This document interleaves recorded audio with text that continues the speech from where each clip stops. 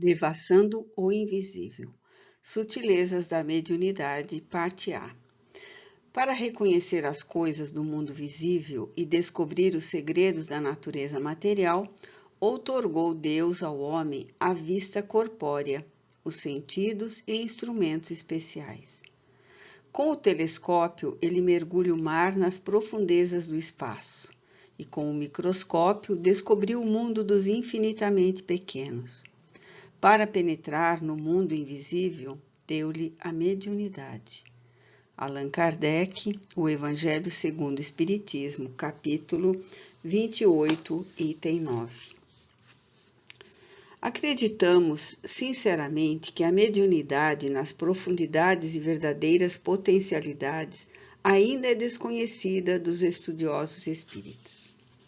O próprio médium não a compreenderá, não obstante sofrer suas influências e ser acionado ao seu influxo, até mesmo no desdobramento da vida prática.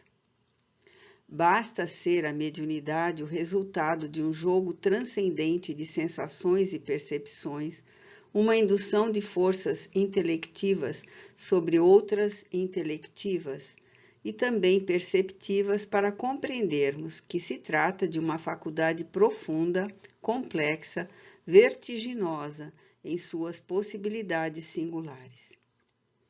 Se todas as faculdades ou atributos da alma, a que Leon Denis predomina potências, conhecidas dos homens, estão como que interligadas entre si, dependendo uma das outras na contextura que realiza a individualidade integral, completando-se, harmonizando-se, a mediunidade como participante desse conjunto de potências igualmente estará tão integrada na estrutura psíquica das criaturas quanto as demais, fazendo parte, como vemos, do potencial anímico global que traduz a individualidade imortal, razão pela qual ficou dito que todas as criaturas possuem mediunidade.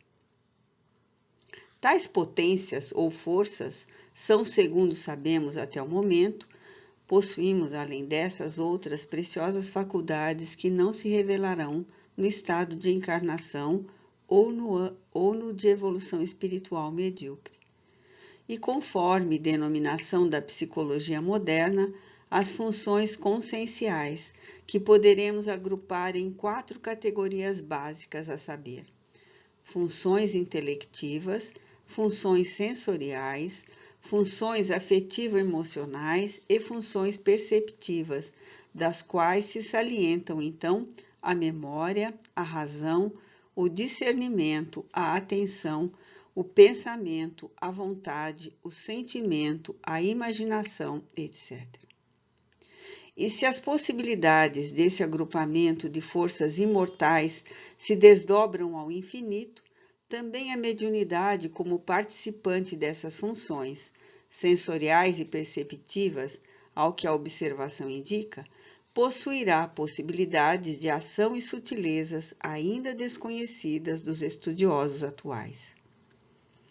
Muitos médiuns sabem disso, embora sem compreenderem bem o que com eles se passa.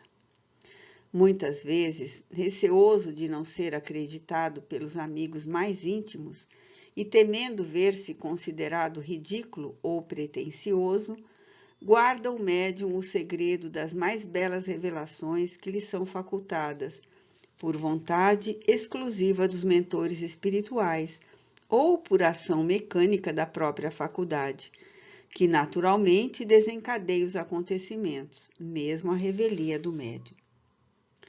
Geralmente, perseguido, criticado e sem piedade até dentro do próprio lar e também pelos adeptos da própria doutrina, enche-se ele de complexos e timidez, que tendem a perturbar, quando não impossibilitam, muitos fenômenos que poderiam realizar-se para a edificação geral. O Espiritismo, a terceira revelação de Deus aos homens, é a obra da mediunidade. Será bom de que de tal não se esqueçam aqueles que preferem ver charlatães e intrusões nessas pobres almas que, para conseguirem do além o que vem dar corpo à doutrina espírita, têm de morrer para si mesmas, sacrificando-se durante a vida inteira e chorando lágrimas de testemunhos acerbos, visto que nenhuma criatura, qualquer que seja, se afinará plenamente com a espiritualidade para o feito mediúnico, por entre risos e alegrias, de modo de viver displicente e cômodo. Tal como os demais médiuns, tivemos de encobrir do público e até de amigos íntimos formosas revelações e até profecias, como noticiários de além-túmulo que posteriormente foram confirmados. Pode-se mesmo afirmar que o que de mais grandioso e belo o médium obtém e conhece da vida espiritual, lhe é vedado declarar aos companheiros de jornada terrena. Não obstante, se somos daqueles que se veem forçados a ocultar muito do que recebem e conhecem do além, também somos impelidos pelos instrutores espirituais a dizer algo de vez em quando, pois que nem tudo poderá ser encoberto sem prejuízo da revelação. E muitas vezes, o que o médium revela favorece ensejos para estudos profundos, descobertas e elucidações transcendentais importantíssimas, que tendem a testemunhar a veracidade do Espiritismo. Há 5 séculos, quando o bispo Beauvais, durante um interrogatório, indagou de Joana d'Arc e São Miguel, que lhe aparecia desnudo, ao que ela prontamente respondeu também interrogando: pensas que Deus não tem com que vesti-lo? Condenaram-na à morte na fogueira, como feiticeira e herética, por não darem em absoluto apreço às sublimes manifestações mediúnicas por ela apresentadas.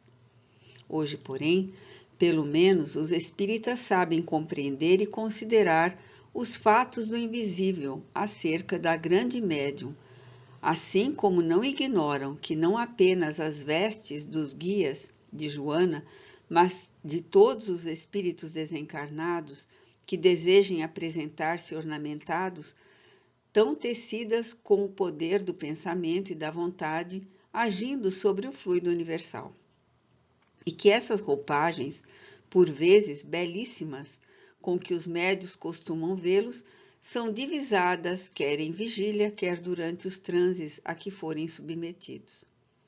Entendemos que a resposta de Joana ao bispo assume grande valia nos dias atuais, quando a ciência transcendental já nos levou a compreender o que Deus possui para vestir os habitantes do mundo espiritual, ou seja, os elementos fluídicos, material, sobre que agem o pensamento e a vontade dos desencarnados. Assim sendo, não desprezaremos anotar aqueles detalhes da mediunidade que mais tarde, quem sabe, como acontece no presente a resposta de Joana ao seu algoz. Resposta que só após 5 séculos foi devidamente compreendida. Poderão ser também de utilidade para esclarecimento do leitor e servir, outro sim, de ponto de partida para estudos e meditações a respeito de tão magnífico assunto. 1.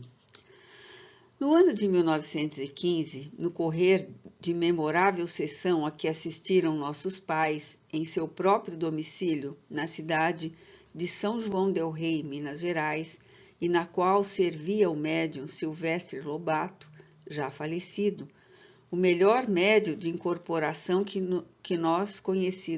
por nós conhecido até hoje. O espírito Dr. Bezerra de Menezes anunciou o advento do rádio e da televisão, asseverando que este último invento, ou descoberta, facultaria ao homem, mais tarde, captar panoramas e detalhes da própria vida no mundo invisível, antecipando assim que a ciência, mais do que a própria religião, levaria os espíritos muito positivos a admitir o mundo dos espíritos, encaminhando-os para Deus. A revelação foi rejeitada pelos componentes da mesa. O médium viu-se acoimado de invigilante, convidado a orar e vigiar, e o espírito comunicante, doutrinado como mistificador e perturbador da ordem e do bom senso. No entanto, parte da profecia já foi cumprida, e não será difícil que a segunda parte o seja também, quando o homem se tornar merecedor da graça de entrever o além-túmulo por intermédio do seu aparelho televisor. 2. Os médiuns espíritas que se entregam à oratória sempre veemente e profundamente inspirada, não recebem precisamente as intuições no momento em que discursam, ao, mais das vezes, como nem sempre o seu instrutor espiritual estará presente ao seu lado na tribuna. O que frequentemente acontece é que, já possuidor do necessário cabedal, embora não seja verdadeiramente um orador, na véspera desse trabalho ou poucas horas antes, o médium será arrebatado em espírito por seu guia espiritual durante o sono para o espaço. Fornece-lhe as instruções para o discurso. Fá-lo discursar em sua presença, imprimindo na mente do seu pupilo o característico da sua própria oratória. Exerce sobre ele, enfim, seu intérprete, a sugestão hipnótica ou hipnose. Ao despertar do sono, o médium estará tranquilo, sentindo algo indefinível dentro de si, sem todavia recordar o que se passou durante o seu repouso.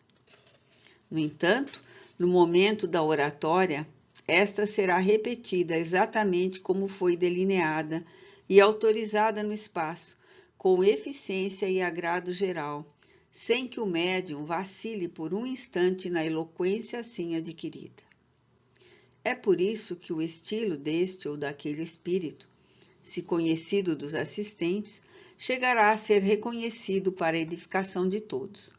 Daí a necessidade que todo médium sente de se recolher e isolar horas antes, ocasião em que geralmente se deixa vencer por um sono ameno e reconfortador.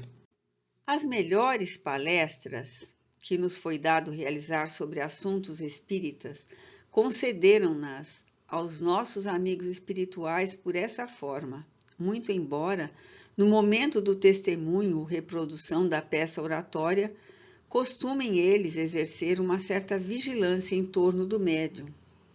Será bom por isso mesmo, para a maior grandeza desse feito mediúnico, que os ambientes do centro espírita não sejam alterados por quaisquer acidentes profanos. 3. Existem obsessões produzidas pela hipnose durante o sono natural. O médium, ignorante das próprias faculdades e que no caso em geral não será espírita, deixa-se dominar por um inimigo invisível durante o sono. Afina-se com o caráter deste e recebe suas ordens ou sugestões, tal como o sonâmbulo as ordens do seu magnetizador.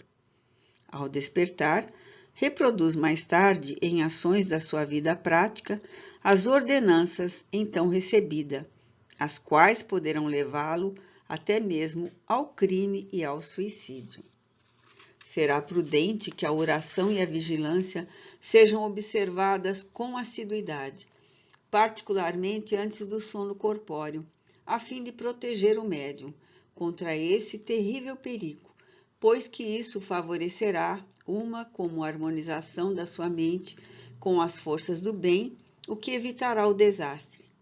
O mundo invisível é intenso, e nem tudo ali será beleza, espiritualidade, fraternidade, flores. Também a inveja, o ódio, o despeito, o ciúme, o crime e até o sensualismo existirão no invisível, rodeando nossas almas e tentando-as durante a emancipação concedida pelo sono natural. Os atributos da alma, por sua vez, são profundos, complexos e poderosos, e quando mal orientados, poderão ocasionar calamidades ao nosso derredor. O estudo da personalidade humana, como da individualidade espiritual, a reeducação moral por meio dos ensinamentos evangélicos, esclarecendo a criatura quanto a si mesma, abre-se-lhe um horizonte novo, onde o equilíbrio geral acarretará o domínio de toda e qualquer situação a que sejam arremessados por força do progresso a realizar. 4. Em determinadas ocasiões, sem que conheçamos as razões transingulares, sobrevém com nossas faculdades mediúnicas, ignorando-nos se o mesmo acontecerá aos demais médiuns. Nós que, comumente, tantos esforços despendemos a fim de conseguir boa harmonização com os amigos invisíveis para o feito psicográfico, subitamente, por vezes, em plena rua, durante um passeio ou um giro necessário, somos surpreendidos por um estado singular. Nosso espírito, como que se distende, elevando-se algo da matéria para viver simultaneamente da vida material e da vida espiritual. Advém então um estado crítico, algo penoso, mas ao mesmo tempo delicioso, reconfortador. Então, o que nos rodeia, pertencente ao plano terreno, o casario, as paisagens, o arvoredo, os jardins, as próprias vias públicas, se nos afigura profundamente mais belo e delicado, porque envolvido em tons de luz especial levemente azul. Julgamos tratar-se essa luz de modificações do próprio fluido universal que sabemos disseminado pelo infinito. Não obstante, reflexos dourados como que contornam as paisagens, julgando nós ainda tratar-se de radiações do Sol, que combinadas com o fluido azul produzem um majestoso efeito de luz, acontecimento de que o espaço infinito está repleto, pois os efeitos de luzes combinados, a coloração de 1000 essências e fluidos com variados estados existentes no espaço, são maravilhas que os homens não conhecem, mas que o espírito, principalmente o desencarnado, em estado normal vibratório elevado, desfruta a longos haustos. O verde das nossas folhagens, a policromia das nossas flores, são assim mais brilhantes e mais formosos. E dir-se-ia que tudo que nos cerca e se mostra sob uma quarta dimensão, pois que tudo quanto nossa visão possa abranger durante esse transe, como que se destaca da própria atmosfera, tornando-se magnífico o alto relevo. Não encontramos vocábulos apropriados para poder bem descrever o que então se passa, mas o que é bem certo é que, contemplada pelos olhos espirituais ou pela visão mediúnica levada a esse gênero de transe, a Terra é profundamente mais bela e aprazível do que se apresenta à visão física material comum. O mesmo fenômeno observamos quando nossos guias, ao prepararem o volume Memórias de um Suicida, nos levaram à cidade do Porto, em Portugal, em corpo astral, fazendo-nos contemplar o cais da Ribeira com sua movimentação típica, e o Rio Douro, com a magnífica ponte Dom Luís, cuja existência ignorávamos. No Porto, no entanto, os coloridos eram mais vivos do que os entrevistos no Rio de Janeiro. Em ocasiões, tais alterações significativas se dão em nossa personalidade. As criaturas humanas nos parecem como meras sombras. Seremos capazes, porém, de reconhecer amigos e conhecidos. Todavia, tememos encontrá-los acometidos do singular terror de que nos cumprimentem e nos falem, pois não poderíamos corresponder-lhes. Temos a impressão de que, se nos falassem, terrível choque adviria, causando-nos grande mal-estar. Vemos, no entanto, nitidamente os espíritos desencarnados e lhe falamos longamente. Quantas vezes, sob esse estado, temos perlustrado as ruas do Rio de Janeiro, ouvindo o que nos dizem Charles, Chopin, nossa mãe, e outros amigos espirituais cujos nomes ignoramos em vigília, mas que sabemos gravados ternamente em nosso coração espiritual. Essas conversações, no entanto, jamais são recordadas ao findar do transe. Esquecemos-la completamente para nos lembrarmos apenas de que fruímos feliz convívio com os bons amigos do além, cuja solicitude nos reanima para novas etapas terrenas. Todavia, tais estados nos causam profundo abatimento físico e uma como sonolência e deprimente, enquanto nossas feições endurecem e nossos dentes se cerram como se nos ameaçasse o fenômeno cataléptico. Mas estarão eles realmente os bons amigos caminhando conosco pelas ruas, uma vez que o fenômeno se verifique durante algum giro que fazemos? Será mais provável que não. Estarão além, com os pensamentos e as irradiações voltados para nós, enquanto que a sutileza da nossa própria faculdade, igualmente distendida à sua procura, se prestará ao extraordinário feito.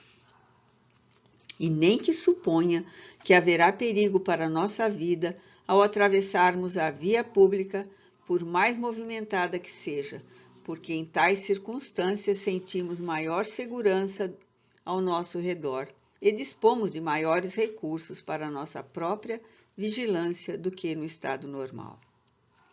Como classificar esse fenômeno ou transe? Não sabemos. Apenas registramos o fato afirmando a grande felicidade que fruímos nos momentos que ocorrem. Não obstante, tratar-se de um estado algo penoso, pois são as duas vidas que se entrecruzam num panorama duplo. 5.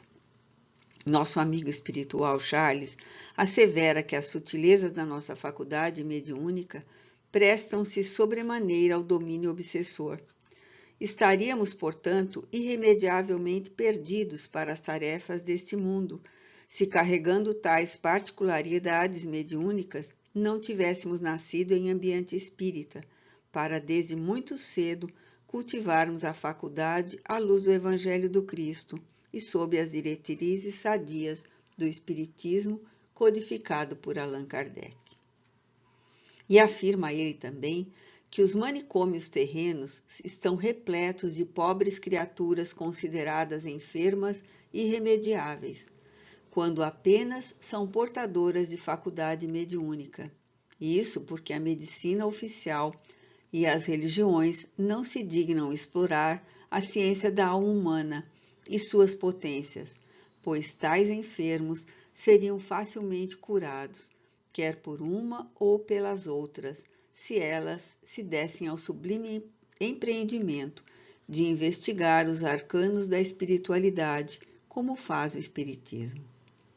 Por isso mesmo, no que particularmente nos diz respeito, houve mistério de os nossos guias nos prepararem com operações perispirituais melindrosas, a fim de resistirmos aos embates mediúnicos. Visto que nossas tarefas obrigatórias implicariam o convívio espiritual com os níveis inferiores do mundo invisível, onde proliferam elementos perniciosos, capazes de infiltrar a obsessão por 1000 formas diferentes, e até involuntariamente, sem quaisquer desejo de nos prejudicar.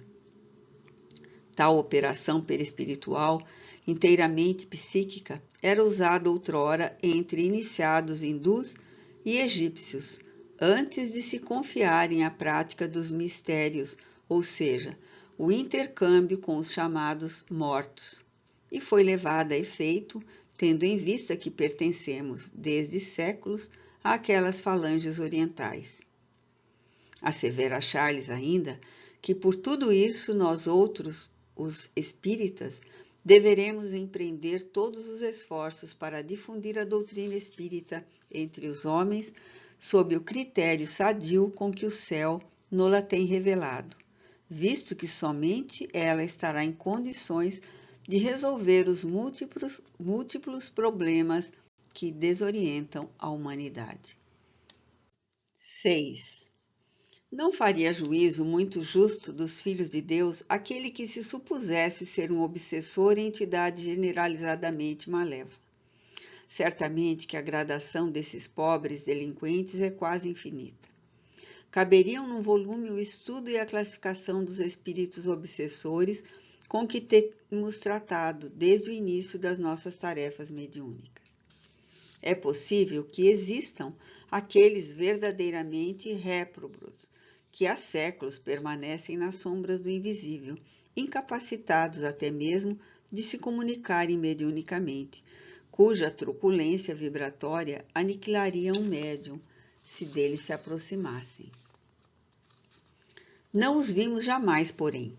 Até o presente, o mais pernicioso obsessor que conhecemos, aquele que nos chegou a apavorar, do qual fugimos espavoridos em corpo astral, foi certa entidade que perseguia uma doente, obsediada, internada em uma casa de saúde de espírita de Belo Horizonte, Minas Gerais. Apresentava-se trajada com hábitos religiosos inteiramente negros, parecendo tratar-se de uma ex-freira, pois fora mulher quando encarnada. É singular uma particularidade entrevista em nosso longo tirocínio mediúnico. Os obsessores que, quando encarnados, foram mulheres, são profundamente mais endurecidos, odiosos e temíveis do que os que foram homens. Por quê? Ainda não logramos esclarecimentos. Será porque seja a mulher mais irremediavelmente atingida quando ofendida do que é o homem? Existirá na mente feminina imaginação mais fecunda do que na mente masculina? E essa maior intensidade imaginativa a tornará mais feroz nas atrocidades das vinganças contra os desafetos? Eis um campo para interessantes investigações psicológicas espíritas. Entretanto, aquela entidade obsessora, se apresentando envolvida num hábito religioso, denunciando-se como antiga freira, escondia o próprio rosto, as mãos e os pés, a fim de não ser identificada. Ardil que geralmente se servem os obsessores mais maliciosos. Escondia-os, porém, sobrepondo-lhes hedionda máscara de caveira, com mãos e pés de esqueleto, procurando infundir terror ou impressões fortes. Suas vibrações eram de tal forma violentas que se tornavam realmente enlouquecedoras. Obsediava a pobre mulher, cujo precário estado não permitira jamais esperanças de cura, perseguindo-a de 100 formas diferentes, desde a juventude, e destroçando-lhe mais tarde até mesmo o lar, antes da possessão completa. Penalizada ante a provação da pobre irmã obsediada, oramos em seu benefício, ao termos notícia do seu drama, sem, contudo, procurar visitá-la em seu hospital, visto sermos proibidos pelos mentores espirituais de visitações aos manicômios. Não obstante, ousamos fazê-lo em corpo astral, levados pela compaixão à pobre enferma, mas desacompanhados dos guias e protetores, visto existir proibição dos mesmos também para este melindroso feito.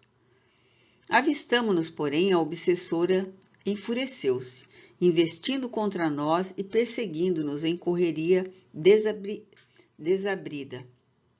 obrigando-nos a uma fuga espetacular, e somente nos abandonou quando, já despertando da letargia do transe, elevamos o pensamento em prece, na súplica de socorro em nosso próprio benefício e em benefício dela mesma. Parece que tais espíritos perdem de vista o médium ao cessar o transe mediúnico nos casos que obedeçam àquela modalidade. No dia imediato, dissemos a um familiar da obsediada: dominada por semelhante obsessor, a pobre irmã não se curará jamais. Pois bem, falharam as nossas previsões. A entidade obsessora foi retirada logo depois a contragosto. Não se converteu ao amor e ao perdão, é certo. Não se arrependeu do mal que vinha praticando. Não se enterneceu ante os desbaratos infligidos à sua vítima do presente. Certamente algoz do passado. Mas seu livre-arbítrio foi tolhido e ela se viu forçada a abandonar a presa, e esta foi recuperada por uma fase nova de evolução e progresso. É que, sobrepondo-se às torpezas engendradas pela ignorância das criaturas que se debatem nas espinhosas vias dos aprendizados evolutivos, existe a benevolência suprema do Criador, capaz de operar tais milagres em benefício daqueles que derivaram das suas próprias essências eternas. Não obstante, outros obsessores existem capazes de atitudes amistosas para com outrem, que não o inimigo do passado, do qual comumente se vingam.